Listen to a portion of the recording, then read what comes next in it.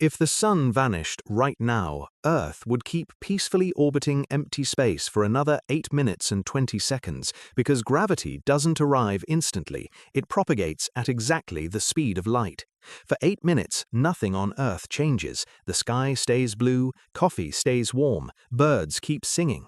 The gravitational curvature that holds the planet in its orbit is still rippling outward from where the Sun used to be, still bending Earth's path through spacetime.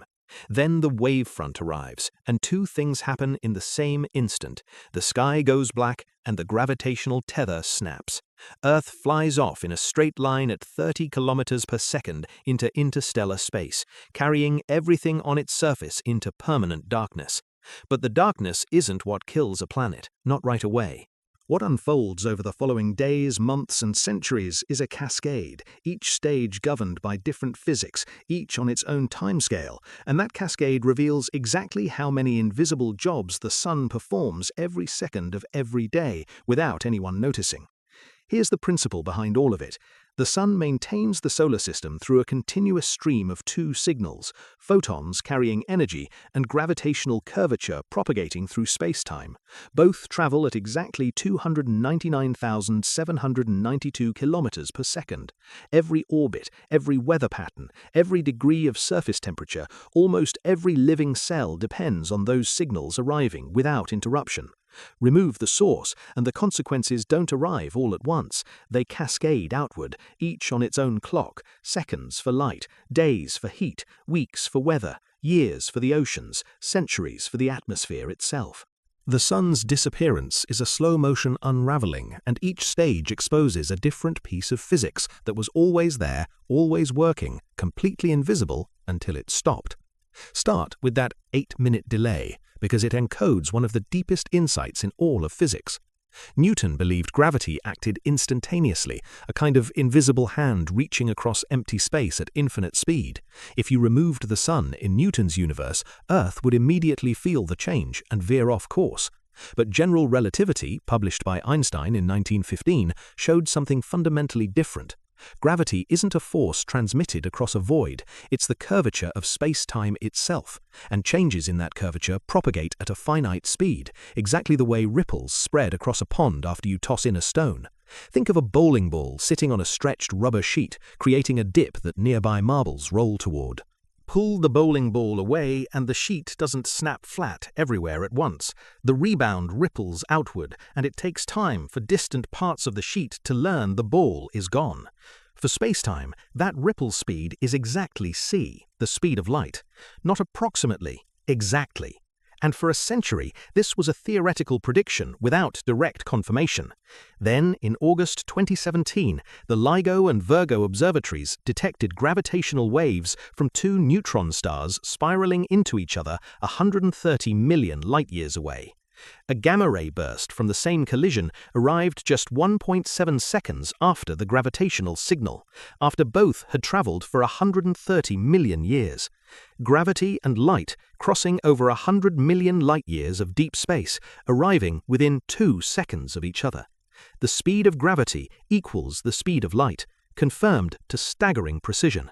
So for 8 minutes and 20 seconds after the Sun vanishes, Earth orbits a ghost. Space-time curvature imprinted by the Sun's former mass is still radiating outwards, still guiding the planet along its curved path. Earth has no way of knowing the source is gone. Nothing, not light, not gravity, not any signal of any kind, can carry that information faster than c. The planet sails on, oblivious. Then the wavefront hits, and here's where orbital mechanics becomes visceral. Earth is moving at roughly 30 kilometers per second along its orbit. That's real velocity, tangible, conserved. The moment the gravitational pull vanishes, nothing decelerates the planet or bends its path. Newton's first law takes over. An object in motion stays in motion in a straight line unless a force acts on it. The force just disappeared. Earth shoots off tangentially in whatever direction it happened to be heading at the instant the wavefront arrived. Picture it from above. The planet traces its familiar curve around empty space. Curve, curve, curve. And then suddenly a straight line, like a ball released from a sling, 30 kilometers per second into the void. At that speed, Earth crosses the distance to the Moon in roughly 3.5 hours, but there's no destination anymore. Just increasingly empty, increasingly cold interstellar space. And not just Earth, the wavefront expands as a growing sphere, reaching each planet in turn. Mars loses its orbit about 4 minutes after Earth, 12.5 minutes after the event. Jupiter doesn't get the message for 43 minutes, Saturn roughly an hour and 20 minutes, Neptune over 4 hours. One by one, the gravitational tether to each world snaps, and each sails off in its own direction, at its own tangential velocity. The solar system doesn't collapse inward, it flies apart like shrapnel. Now comes the question that actually matters. Earth has lost its star. How fast does it freeze to death? The answer is surprisingly, almost stubbornly slow. And the reason is thermal inertia, one of the most underappreciated concepts in planetary physics. Earth's surface temperature averages about 15 degrees Celsius, maintained by a constant solar input of roughly 1,361 watts per square meter at the top of the atmosphere. After atmospheric reflection and absorption, about 240 watts per square meter actually warms the surface. The moment that input stops, Earth becomes a closed system, still radiating heat into space, but with nothing to replace what's lost. Over land, the cooling would be dramatic. Continental interiors might drop several degrees per day. Within a week, much of Earth's land surface plunges below freezing. But the oceans tell a completely different story, and this is where the physics gets genuinely beautiful. Water has a specific heat capacity roughly 4 times higher than air and 5 times higher than rock. The top 100 meters of ocean alone contains more thermal energy than the entire atmosphere above it. The deep ocean, averaging about 3 degrees Celsius, represents an enormous heat reservoir that mixes slowly upward. Oceans don't just absorb heat, they resist temperature change with a stubbornness that reshapes the entire timeline of Earth's death. Within a week, global average temperatures would drop to roughly freezing, 0 degrees Celsius. Brutal, but survivable. After a month, the average falls to perhaps -20 to -30 Celsius. Coastlines and islands, buffered by ocean warmth, remain comparatively mild, while continental interiors become lethally cold. But here's where a beautiful negative feedback loop emerges. As ocean surfaces freeze, ice forms on top, and ice is an excellent thermal insulator. The thicker the ice shell grows, the more effectively it traps heat in the liquid water below. So the freezing rate decelerates as it progresses. The ocean builds its own insulating blanket. Run the math, and the deep oceans could remain liquid beneath a growing crust of ice for thousands of years, possibly tens of thousands. An entire hidden ocean, still circulating slowly, still holding warmth from a star that vanished millennia ago. Remember, the Sun maintained all of this through a continuous stream of 2 signals, energy and gravity. The gravity signal broke the orbit. Now the energy signal's absence triggers the next stage of the cascade. On the surface, within a few years, temperatures cross a critical threshold, roughly -140 degrees Celsius. That's the frost point of carbon dioxide at its trace concentration in Earth's atmosphere. CO2 begins freezing directly out of the air, settling as dry ice snow across the frozen landscape. Every flake that falls removes a greenhouse gas from the atmosphere, reducing the air's ability to trap whatever residual heat remains. This triggers a vicious positive feedback loop. Less CO2 means less insulation, which means faster cooling, which means more CO2 freezes out, which means even less insulation. The temperature plummets. Within decades, surface temperatures approach -150, -180 Celsius, and now the atmosphere itself begins to collapse. Oxygen liquefies at -183 degrees, nitrogen at -196. The air doesn't vanish in a dramatic rush, it condenses gradually, pooling as liquid and eventually solid in the coldest hollows of a frozen world. Earth becomes nearly airless, its former atmosphere frozen in pale blue drifts across a landscape of ice, illuminated by nothing but distant starlight. That image, a dark, airless, ice-coated world sailing through the void, seems like the end of the story, a dead planet, a frozen corpse. But it isn't, and the reason why transforms this thought experiment from a disaster story into something genuinely hopeful. Roughly 3 kilometers beneath the ocean's surface, far beyond where sunlight ever penetrated, hydrothermal vents pump superheated water through fractures in the ocean floor. These vents are powered not by the sun, but by Earth's internal heat. Radioactive decay of uranium, thorium, and potassium in the mantle, plus residual thermal energy from the planet's formation 4.5 billion years ago. That internal engine produces roughly 47 terawatts of power continuously. It has nothing to do with the sun. It wouldn't even notice the sun was gone. Right now, today, entire ecosystems thrive at these vents. Tube worms 2 meters long, extremophile bacteria metabolizing sulfur compounds, specialized shrimp and crabs, a complete food chain based on chemosynthesis, organisms that extract energy from chemical reactions between superheated vent fluids and cold seawater, not from photons. These creatures have never seen light. They have never needed it. Beneath the ice shell of a sunless Earth, these ecosystems would continue completely unchanged. The deep ocean remains liquid, heated from below. The chemistry keeps flowing. Life persists, not as a desperate remnant clinging to existence, but as a thriving system that was never connected to the sun in the first place.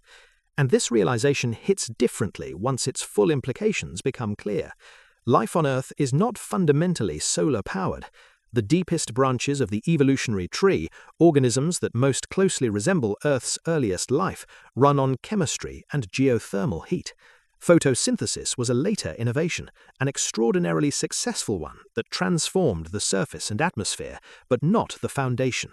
The foundation is heat and chemistry. Sunlight was always optional. Follow that thread outward. Rogue planets, worlds ejected from their star systems during gravitational encounters, wandering through interstellar space in permanent darkness, were long dismissed as sterile. No star, no light, no life. Case closed. But the physics of this thought experiment demolishes that assumption. A rogue planet with enough mass to retain internal heat, with a liquid water ocean insulated beneath an ice shell, could sustain chemosynthetic life for billions of years without ever orbiting a star. And recent estimates suggest the Milky Way may contain billions of rogue planets, possibly outnumbering stars themselves. Pause on that.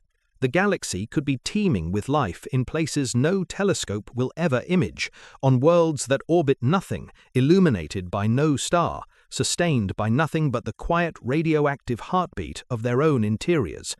The visible universe, stars, galaxies, nebulae, might represent only a fraction of where life exists. One companion shares Earth's journey into the dark. The Moon, gravitationally bound to Earth, travels alongside the planet into interstellar space. The Earth-Moon system doesn't depend on the Sun for its mutual orbit.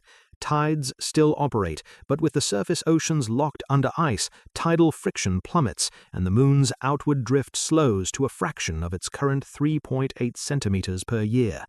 In total darkness, the pair sails through the galaxy as a binary, a frozen world with a faithful companion and living creatures hidden in its deepest waters, entirely unaware that anything had ever changed. So here's the full cascade, laid out across timescales that span 12 orders of magnitude. 8 minutes, light and gravity vanish, orbits shatter. Days, surface temperatures plunge below freezing.